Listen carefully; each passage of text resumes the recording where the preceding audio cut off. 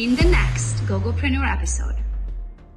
Guys, this is so exciting. This is my very first event, and I call BBM, Beach, Business, and Millions. I cannot wait to be able to call this one BBB as soon as I'm a billionaire, but since I'm a multi-millionaire, I had to call it BBM because I like to stay true to who I am and what I was able to achieve. But at any minute now, 20 people are gonna walk out on the door and they're gonna spend the next 3 days here with me and us. I like to say it because it's not just about spending time with me, it's about building the community with like-minded people.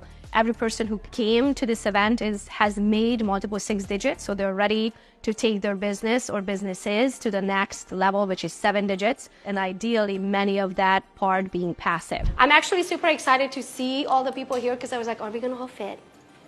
Right, like 20 people, are we gonna all fit? But I do want it to be as cozy and everybody get to know each other, and me getting to know you and you getting to know me, and literally having like a relationship by the end of the 3 days we got to spend with each other.